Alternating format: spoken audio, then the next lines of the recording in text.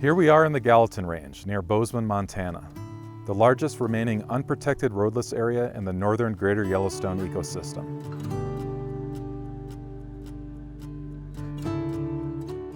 This 230,000-acre expanse of wildlands stretches from Yellowstone National Park to the south to the Gallatin Valley in the north. I grew up in the Gallatin Range. I know the rocks, I know the peaks, I know the smells, the sound of the wind. I'm among the lucky. The scenery in the Gallatins is breathtaking, with its rolling hills, rocky peaks,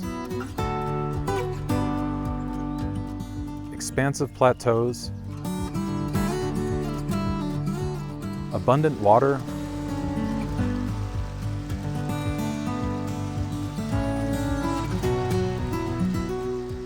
wildflowers,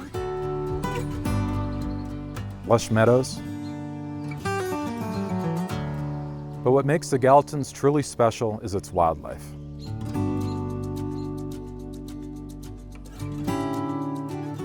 I've seen grizzly bears, mountain lions, wolves, deer and elk, moose.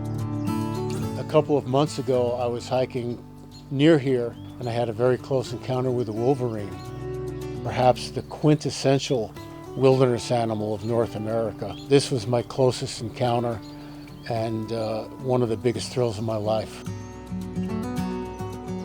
Here, unlike anywhere else in the country, we still have the same assemblage of species that Lewis and Clark encountered in the early 1800s. If you ask me, that's truly remarkable. Something to celebrate and to protect for future generations. Due to excessive wildlife poaching in the park, John Lacey introduced the Yellowstone Protection Act in 1894, effectively establishing the country's first wildlife refuge in Yellowstone. We know so much more about the habitat and migration needs of wildlife today than we did in 1872 when the park was established. Of course, this whole part of the country used to be bison habitat. Historically, they migrated out of the high country of Yellowstone, at least a large number of them did, into the lower elevation surrounding lands. They're an important keystone species for the area, and we need to do a much better job at allowing bison to expand their range. Generally speaking, they don't make it farther north than Yankee Jim Canyon, coming down the Yellowstone River Valley. There's a fencing barrier, a cattle guard on the highway to keep them from expanding north. They need to have their available habitat expanded. So much good wildlife habitat has been lost in and around the Gallatins, making the protection of our public lands that much more important here.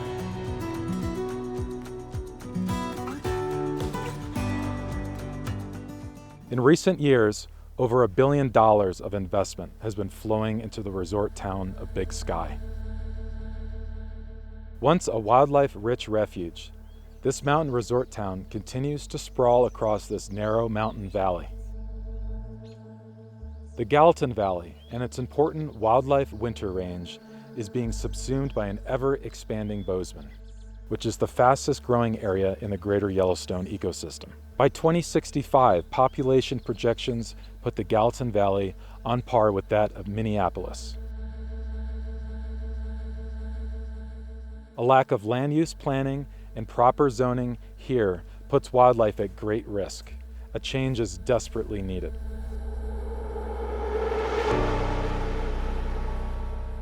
Not too long ago, I was cross-country skiing on a golf course at Big Sky. And somebody called us and said, "You've got to see this cow moose over here in the willows." And they were just cheering. And I went over there, and here was this cow moose in a tiny little stretch of willows lying on the ground. And this person said, "I think it's the same moose that was on that porch over there last week. Isn't this great?" And I said, "I find nothing great about seeing this moose out here in a tiny patch of willows. When I was a teenager working on a dude ranch out here, That moose had the entire valley for her and other species and their calving and their food. I don't even know where they go anymore with all those people. I don't know where they go. Amazingly, here in the Gallatins, the greatest threat to wilderness and wildlife on our public lands is not traditional extractive activities like mining, timber production, and livestock grazing. It is industrial strength recreation, fueled by a growing population of fun and thrill-seeking humans that could lead to the ecological collapse of wildlife here, who need undisturbed habitat to raise their young and to live out their lives. Recreation is definitely a threat to wilderness, there's no question. It's a challenge. Our park system has been very pro-recreation, whether it's vehicle access recreation or human-powered recreation, motorized recreation, hunting, fishing, all those have a real impact to the land. And what's the balance between recreation, enjoying it and understanding it and being able to appreciate it with the end goal of hopefully protecting it and loving something to death? If you were to ask me, where do I stand on recreation, I would raise my hand and I would say I'm in favor of all of the above, enthusiastically. But there's a context, and I think what we've lost sight of is that as we've touted outdoor recreation, it too has become this large, almost insatiable industry. I like to say this isn't about being anti-recreation, because it isn't at all, but it's about being pro-wildness, pro-grizzly bear, pro-wolverine, pro-elk, pro-bison. Those of us who think the Gallatin Range deserves consideration for more protection, it's what we're in favor of, not what we're against. Well, we're just inside of the wilderness study area boundary. This area is just full of social trails. So if you look on the Forest Service map, you're not going to see those trails, so people are just spread out all over this valley. And that has big impacts to wildlife. They just can't catch a break anywhere. Most of the wildlife around here is nocturnal, so you could look around all day and not see much. And then at night, that's when the deer and the elk and the cougars come out to play. About 96% of the mammalian biomass on Earth is humans and our livestock. That leaves 4% left. Here in the greater Yellowstone ecosystem, we really have an opportunity to protect wildlife habitat. This area represents a big portion of what's needed for land protection. I know people like to ride their mountain bikes and their dirt bikes and have fun back here, but there are a lot of places on the Custer-Gallatin National Forest and all across our national forests that aren't roadless, where people can have that fun. Does this society have the humility to take a step back and to say that we're going to limit our uses in some places for the benefit of wildlife? And I feel like we're losing that sentiment over time. Motorized and mechanized recreation, first of all, it damages trails, it damages the soil, it creates beds for weeds to invade and displace native vegetation, creates erosion, but probably the most measurable impact is the harassment of wildlife. I've been to a lot of public forums and meetings and hearings in which I've heard people defending mountain biking as a silent recreation that doesn't harass wildlife any more than a hiker or a horsepacker. Mountain bikes in particular are very dangerous. They move very fast and quiet. So grizzly bears are often taken by surprise and then they attack the mountain bikers. It's really dangerous. And it's dangerous to the bears as well. Dirt bikes are very loud. We could hear the echoes throughout this canyon.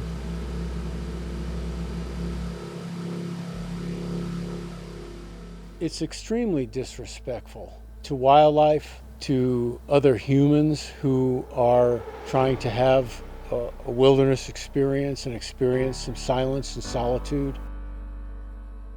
If we build roads, they will come. We know that. I've hardly been on a small road anywhere in our mountain ranges that isn't tracked with motor vehicles. I've hardly, in recent years, been on a trail that isn't trenched from motorbikes. That won't do. That's not compatible with our mission for trying to protect species from extinction. In 1977, Congress passed the Montana Wilderness Study Area Act, which set aside 9 study areas across the state to be managed for their wilderness characteristics. When that Montana Wilderness Study Act was enacted, the Forest Service was instructed very clearly to maintain the current level of wilderness character. There was no such thing as a mountain bike then. Snowmobiles did not have the physical capability of negotiating deep, steep powder snow. So these are all new uses that the Forest Service illegally allowed to become established in the Gallatin Range. And by allowing those relatively recent uses to become established illegally, the Forest Service basically created an anti-wilderness constituency. Wilderness really makes people slow down, just like the wildlife do. Everything should be slower in wilderness. And nobody's locked out of these places. That's one of the things I hear all the time, is that I'm locked out of wilderness. And it's not true. You can walk here just like the wildlife do. Wilderness is where it's wild, where humans haven't been. We're guests. We can't be there permanently. Just our presence there makes it no longer wilderness. But it's a tonic to our oversubscribed society that we live in. When we can unplug and get out into the woods and listen to the birds and feel the breeze and kind of experience life. I like to think of wilderness not in the way it's defined by the law, or not in the way that its critics define it, but rather wilderness to me represents places where wild animals can persist there, and can persist in a way without a lot of harassment or pressure coming from people. Wilderness without wildlife living there and creating that ecosystem, from predators to the ungulates to the insects that all are that food web. Without them, it's a green screen of wilderness. It's a postcard. As I grew older into adulthood, I came to really appreciate the greater concept of the ecosystem, that you can't just do postage stamp protection of important pieces of land. You've got to look at the bigger part. To look at postage stamps is like to try to put everything you have into protecting the heart. Wilderness is the gold standard. It's what we need to protect these species, and it's what we need to really say, we're going to produce better harmony between humankind and the other inhabitants of the planet. Recreationists now are pushing so hard to gain access to more and more places, and people are just flooding into this ecosystem. And we're seeing change happen just so fast. I worry deeply for the wildlife here, just not having anywhere else to go. We're pushing them out. And our federal lands really represent their best chance. The old Conservation Guard, specifically groups like the Wilderness Society, Wild Montana, which is formerly the Montana Wilderness Association, and the Greater Yellowstone Coalition, once uncompromising champions of wilderness, have lost their way. The terrible trio, as I like to call them, they actively undercut the efforts of grassroots groups. They think that it's just as important to avoid controversy and to avoid making enemies as it is to actually protect the wildland resource. I was at the founding meeting of the Greater Yellowstone Coalition, but quite simply put, they've lost their way. And I can make a few observations. The people who became employees of these groups were passionate defenders of, promoters of, and lovers of wilderness and wild country in general. You look at these groups nowadays, and they're more interested in hiring people with MBAs, people with business backgrounds, people who I call careerists, and then they take a job with a conservation group without having that background, without having that long-term understanding of what's gone in to protecting these areas. The Gallatin Forest Partnership recommends a paltry 92,000 acres of wilderness protection in the Gallatins out of the 230,000 eligible acres. At one time, these groups advocated for full wilderness protection here until they sold out to Progress. Wildlife-friendly groups like the Gallatin Wildlife Association and the Sierra Club were not invited to participate in the Gallatin Forest Partnership Collaborative. The partnership is a coalition of the willing, manufacturing consent, and calling for the dissolution of the wilderness study area in the Buffalo Horn and Porcupine drainages. Some people refer to this as Elk Valley. This is one of the areas that the Gallatin Forest Partnership and the Forest Service want to cede to motorized and mechanized recreation. We're about 2 miles from Yellowstone National Park. This is vital habitat to the animals that live all throughout this area.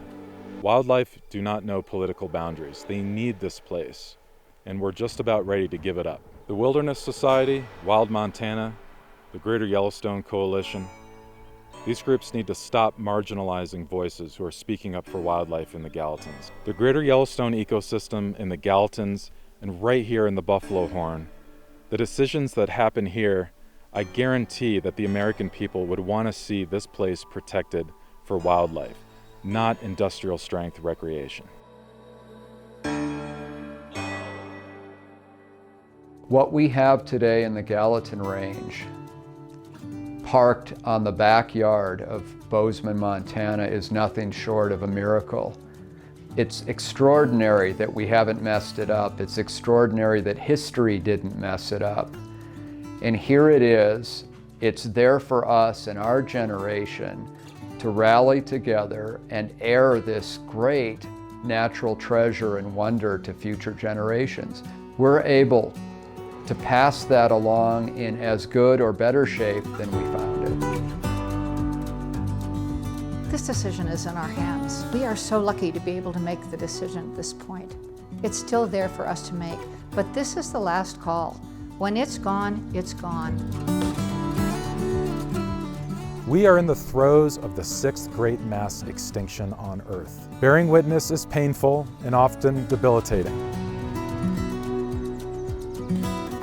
We are in a state of planetary ecological overshoot, and the walls are closing in fast.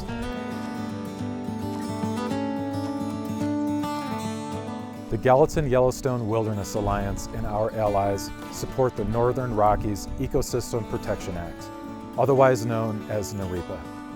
NREPA would protect 23 million acres of existing roadless lands as federally designated wilderness, including the entirety of the roadless Gallatins. It would establish wildlife migration corridors, recover vital degraded habitats, and protect 1,800 miles of critical mountain waterways under our system of national wild and scenic rivers.